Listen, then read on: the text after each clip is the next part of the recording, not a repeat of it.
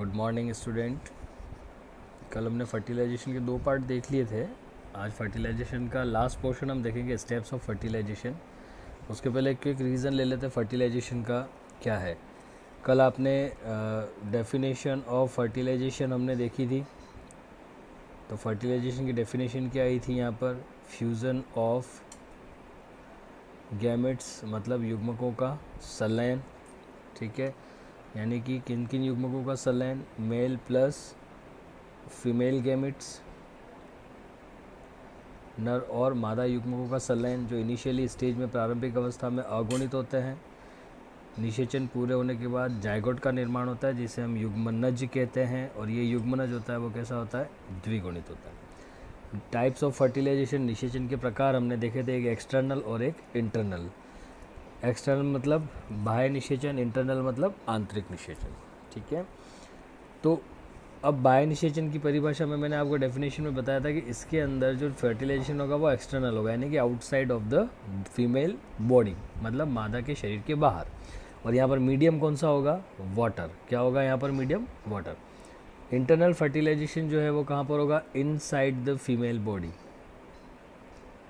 Inside the female body.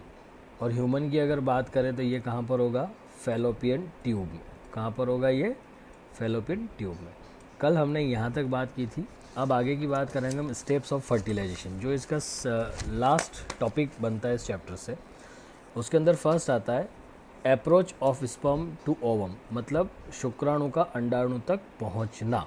ठीक है, अब इसके अंदर आप देखते हैं कि इजेकुलेशन के बाद 400 मिलियन यानी कि 400 मिलियन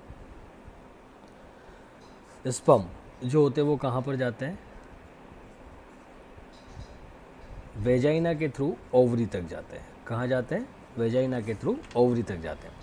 लेकिन इन 400 में से 100 स्पर्म्स ही कहाँ तक पहुँच पाते हैं, ओवम तक। कहाँ तक पहुँच पाते हैं, ओवम तक।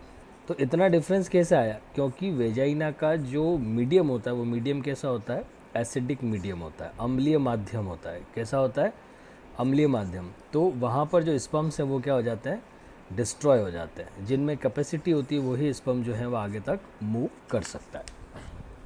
ठीक है, अब इसके बाद जब स्पर्म जो है वो कहाँ पर एंटर हो जाए, यूट्रस में। कहाँ पर एंटर हो जाए, यूट्रस में एंटर हो जाता है, तब वो वहाँ पर क्या करता है, कैपेसिटेशन कैपेसिटेशन के प्रोसेस को वो कंप्लीट करता है। हिंदी में हम इसको बोलते हैं योग्यतार्जन। क्या बोलते हैं इसको हम, योग्यतार्जन। योग्यतार्जन किसके लिए वो योग्य अपने आप को कैपेबल करेगा, टू द फर्टिलाइजेशन। किसके लिए करेगा, टू द फर्टिलाइजेशन, यानी कि अंड को निषेचित करने के लिए वो अपने आप को क्या करेगा, योग्य बनाएगा। इसी प्रक्रिया को हम क्या कहते हैं, प्रोसेस ऑफ कैपेसिटेशन या योग्यतार्जन। ठीक है, अब यहाँ पर आने के बाद में कुछ फिजियोलॉजिकल जो परिपक्वताएं वो आती है, मैच्योरिटीज़ आती हैं। जैसे शुक्राणु यहाँ पर क्या करता है, लाइसोजेनिक एक्टिविटी को शो करेगा। अब लाइसोजेनिक एक्टिविटी क्या होती है, अब लाइसोजाइम जो है वो एक एंजाइम होता है। लाइसोजाइम एंजाइम है, नाम से ही हमको पता लग रहा है। ठीक है, अब इस एंजाइम की कैपेसिटी होती है कि ये किसी भी सेल की आउटर लेयर को मेल्ट कर देगा। ठीक है, यानी कि ये अब स्पर्म को अंदर जाने का रास्ता दे देगा। ठीक है, यहाँ तक बात समझ में आ गई कि यहाँ पर इसने लाइसोजेनिक एक्टिविटी शुरू कर दी, जिससे लाइसोजाइम एंजाइम सीक्रेट होगा। वो क्या करेगा, ओवम की आउटर लेयर को क्या करेगा, मेल्ट करेगा या डिस्ट्रॉय करेगा या इनविजिबल करेगा। ठीक है, जिससे कि स्पर्म क्या हो सके, स्पर्म क्या कर सके, उस ओवम को पेनिट्रेट करके अंदर जा सके, यानी कि शुक्राणु क्या कर सके, उसकी आउटर मेम्ब्रेन को या बाह्य झिल्ली को तोड़कर अंदर जा सके। तो ये हो गया इसका फर्स्ट प्रोसेस। सेकंड प्रोसेस आता है entry of sperm. Second process जो इसका आता है that is the entry of sperm. अब कहाँ पर, तो स्पर्म की एंट्री कहाँ पर देखेंगे हम अब? ओवरी में, ठीक है। तो यहाँ पर देखो, अब यहाँ पर जो है ये एक केमिकल प्रोसेस होता है। इसके अंदर जो ओवम है वो ओवम एक केमिकल रिलीज़ करता है, उस केमिकल को हम बोलते हैं फर्टिलाइजिन। क्या बोलते हैं उस केमिकल को हम? फर्टिलाइजिन। और स्पर्म जो होता है वो स्पर्म एक केमिकल रिलीज़ करता है जिसको हम बोलते हैं एंटी फर्टिलाइजिन। क्या बोलते हैं उसको हम? Anti fertilizin. अब जैसे मैग्नेट आपने देखी होगी, उसका नॉर्थ पोल होता है और साउथ पोल होता है, दोनों अलग अलग पोल है, तो दोनों एक दूसरे क्या करते हैं? अट्रैक्ट करते हैं। तो यहाँ पर भी सेम प्रोसेस होता है। ओवम जो है किसको रिलीज़ करता है? फर्टिलाइजिन को। स्पर्म है वो किसको रिलीज़ करता है? एंटी फर्टिलाइजिन को। दोनों एक दूसरे को अट्रैक्ट करेंगे, तो ये स्पर्म जो है वो किसकी तरफ मूवमेंट करेगा? ओवम की तरफ मूवमेंट करेगा, ठीक है। तो ओवम से जो केमिकल रिलीज़ हुआ दैट इज़ फर्टिलाइजिन, और स्पर्म से जो केमिकल रिलीज़ हुआ उसको हम क्या बोलेंगे? Anti fertilizin. ये मोस्ट इंपॉर्टेंट है, 1 मार्क्स के क्वेश्चन के अंदर इसको पूछ सकते हैं, ठीक है। अब पेनिट्रेशन का जो प्रोसेस होता है, पेनिट्रेशन का मतलब क्या होगा कि स्पर्म जो होगा इस ओवम की आउटर शेल को तोड़ेगा, दैट इज़ द पेनिट्रेशन। तो इस पेनिट्रेशन के अंदर जो सबसे इम्पॉर्टेंट रोल प्ले करता है दैट इज़ एक्रोसोम। कौन प्ले करता है? एक्रोसोम। नेक्स्ट चैप्टर में जब स्ट्रक्चर ऑफ स्पर्म पढ़ेंगे तब हम देखेंगे उसमें कि एक्रोसोम क्या होता है। तो एक्रोसोम जो होता है वो हेड पार्ट पे होता है स्पर्म के, और इसकी आउटर लेयर होती है, ठीक है, जो स्पर्म के न्यूक्लियस को प्रोटेक्ट करता है। किसको प्रोटेक्ट करता है?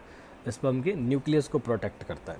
अब एक्रोसोम जो है वो एक प्रोटीन को रिलीज़ करता है, उस प्रोटीन को हम बोलते हैं स्पर्म लाइसिन। क्या बोलते हैं उस प्रोटीन को हम? स्पर्म लाइसिन, ठीक है। अब स्पर्म लाइसिन जो होता है ये क्या करता है? एक पाथ या एक रास्ता देता है स्पर्म को कहाँ पर एंटर करने का? ओवम में एंटर करने का एक पाथ देता है, ठीक है। अब कैसे पाथ बनाएगा कि ये क्या करेगा कि इस ओवम की आउटर लेयर को डिज़ोल्व कर देगा। क्या कर देगा? डिज़ोल्व कर देगा, उसको गला देगा।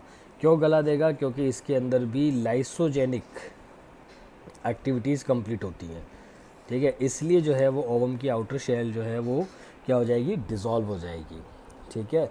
अब दूसरी बात, स्पर्म लाइसिन के अंदर एक लाइसोजेनिक एंजाइम होता है जिसको हम बोलते हैं हाइल्यूरोनिडेज। उस एंजाइम को हम क्या बोलते हैं?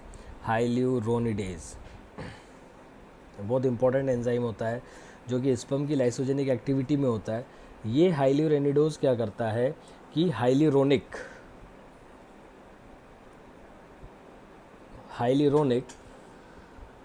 Acid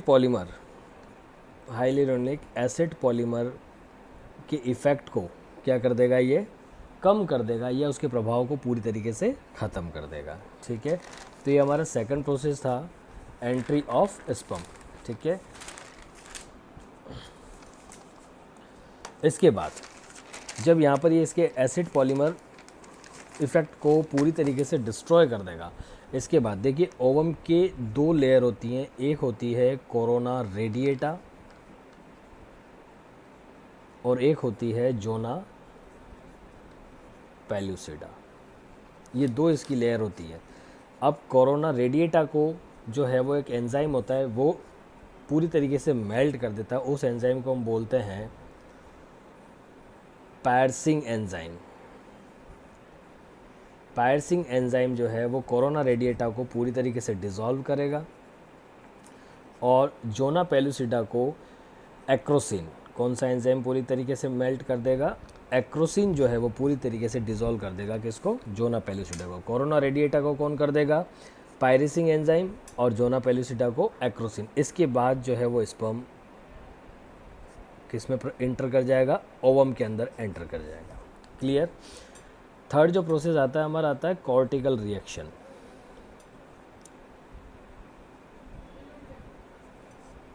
cortical reaction. अब कॉर्टिकल रिएक्शन में ज़्यादा मेजर कुछ नहीं है। कॉर्टिकल रिएक्शन में सबसे बड़ी एक ही चीज़ होती है कि इसमें अगर एक स्पर्म ओवम में एंटर कर गया तो कॉर्टिकल रिएक्शन में यही होता है कि दूसरा कोई भी स्पर्म जो है इस ओवम तक नहीं पहुंच पाएगा। यहाँ पर अब रेस्ट्रिक्शन एरिया बन जाता है कि कोई भी दूसरा स्पर्म इस ओवम तक नहीं जाएगा। यही मेनली फंक्शन होता है कॉर्टिकल रिएक्शन का। अगर कॉर्टिकल रिएक्शन की बात करें तो जब स्पर्म ओवम में एंटर हो जाता है तो कई सारे मेटाबॉलिक एक्टिविटीज़ यहाँ पर इंड्यूस्ड होती हैं। अब उसमें सबसे इम्पॉर्टेंट जो मेटाबॉलिक एक्टिविटी इंड्यूस्ड होती है वो ये इंड्यूस्ड होती है कि ओवम की जो सरफेस होती है उसके ऊपर फर्टिलाइजिंग कोन डेवलप हो जाता है। ओवम की सरफेस पे क्या डेवलप हो जाएगा? फर्टिलाइजिंग कोन, यानी कि अब जो स्पर्म है वो इसी पोर्शन से ओवम के अंदर एंटर करेगा। सेकंड जो होता है इसके अंदर विटेलाइन मेम्ब्रेन या विटेलाइन झिल्ली जो होती है वो कौन में कन्वर्ट हो जाएगी? Fertilisation membrane. किस में कन्वर्ट हो जाएगी? फर्टिलाइजेशन मेम्ब्रेन या निषेचन झिल्ली में परिवर्तित हो जाएगी। थर्ड जो होता है इसके अंदर मूवमेंट स्टार्ट हो जाती है साइटोप्लाज्म में, यानी कि अब साइटोप्लाज्म में भी मूवमेंट स्टार्ट्स इन साइटोप्लाज्म, यानी कि अब यहाँ पर साइटोप्लाज्म में भी कुछ चेंजेस आने लगेंगे। नेक्स्ट जो है, नेक्स्ट चेंजेस जो होते हैं इसमें परमिएबिलिटी इंक्रीज हो जाती है। परमिएबिलिटी इंक्रीज हो जाती है। किसकी परमिएबिलिटी इंक्रीज होती है? प्लाज्मा मेम्ब्रेन की। किसकी इंक्रीज हो जाती है? प्लाज्मा मेम्ब्रेन की। किसके लिए इंक्रीज हो जाएगी? वाटर के लिए, सोडियम के लिए, पोटेशियम के लिए, प्रोटीन के लिए, विटामिन्स के लिए ये इंक्रीज हो जाएगी परमिएबिलिटी। ठीक है। नेक्स्ट यहाँ पर रेट ऑफ प्रोटीन सिंथेसिस, यानी कि अब यहाँ पर प्रोटीन सिंथेसिस जो है या प्रोटीन संश्लेषण है उसकी रेट क्या हो जाएगी? इंक्रीज़ हो जाएगी, क्योंकि प्रोटीन जो है हम अच्छे से जानते हैं कि हमारी बॉडी को ग्रोथ करने के लिए प्रोटीन एक बहुत ही इम्पॉर्टेंट रोल प्ले करता है। इसके बाद यहाँ पर फाइनली और लास्ट माइटोटिक सेल डिवीज़न या माइटोटिक डिवीज़न स्टार्ट हो जाएगा, यानी कि समसूत्री विभाजन यहाँ पर स्टार्ट हो गया। ठीक है। और लास्ट जो इसका टॉपिक आता है that is fusion of pronuclei, यानी कि जब स्पर्म कहाँ पर एंटर होगा?